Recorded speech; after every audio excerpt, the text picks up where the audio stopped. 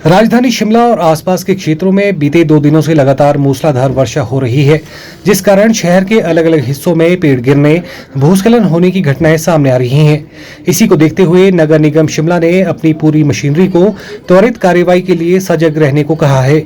महापौर सुरेंद्र चौहान ने कहा कि शहर में वर्षा के कारण हो रही घटनाओं के कारण उत्पन्न स्थिति से निपटने के लिए निगम कर्मचारी दिन रात डटे हुए हैं और शहर में आवागमन को सुचारू बनाए रखने का प्रयास कर रहे हैं।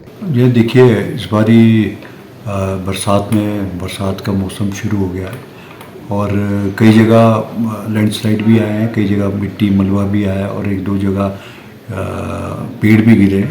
हमने जैसे टूटी गंडी में पेड़ गिरा था उसको रोड थ्रू करवा दिया, बीरखाना में भी पेड़ गिरा था, हमने वो रोड थ्रू करवा दिया और साथ के साथ हमने कंट्रोल रूम बनाए हैं पूरे वार्ड्स में। हर वार्ड का जेई के पास वहाँ पूरा रिपोर्टिंग होती है, जहाँ कहाँ नुकसान हो रहा है। उसके साथ साथ हमने लेबर भी हायर कर रखी है कि जिस जगह नाला या रास्ते बंद होते हैं और हमारे पास छोटे रोबोट मशीनें, जहाँ छोटी रोबोट मशीनें जाती हैं या बड़ी मशीन भी जा सकती है, हमारे पास सारा उपलब्ध है। और पिछले कल मैं संजौली और बोथवल भी गया था, जहाँ उससे पहले ढली चौक और वहाँ जहाँ पानी की समस्या और पानी जो है रोड जो कलवर्ट जो बंद रहते हैं उसको खुलवाया गया। और पिछले कल जो बोथवल में एक मकान में मलबा और मिट्टी घुस गया था, उसमें मकान के अंदर दरवाज़ा भी बंद थे, उसमें लोग अंदर फंसे हुए थे, उसको भी हमने खुलवाया कल।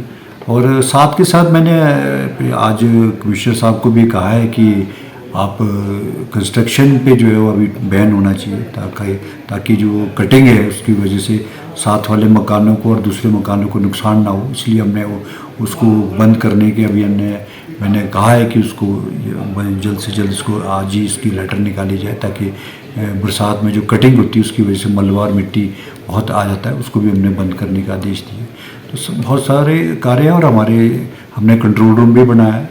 हर वार्ड में जेई को उसका इंचार्ज बना रखा है, एक्शन उसका मेन कंट्रोलर होता है। जहाँ जिस जगह एमसी के लेवल की जो हमारे काम है उसको हम फटाफट करवा रहे हैं। नहीं, बिल्कुल इसमें जो हमने 2023 में इस पर हमने पहले ही पीडब्ल्यूडी और सीपीडब्ल्यूडी और एमसी हमने जॉइंटली एक बैठक करके हमने ये कहा कि जहाँ पर भी कलवर्ट जिस डिपार्टमेंट के हैं या नाले हैं उनको आपको खोलना पड़ेगा। साथ के साथ हमने खुलवाया भी, खुद में पर्सनली भी मैं बहुत जगह गया जिसको हमने कहा कि अब इन नालों को खुलाए। परसों मैं ढली गया था, ढली का जो नेशनल हाईवे की अथॉरिटीज़ के साथ मैंने मीटिंग की, वहीं पर ही उनकी अक्सर के दफ्तर में बैठ करके हमने वहीं मुलाकात की और वहाँ उनको 2-3 नाले और कलवर्ट्स को दिखाया गया कि इनको बंद है, इसको इमीडिएटली खोला जाए ताकि पानी की निकासी प्रॉपर हो।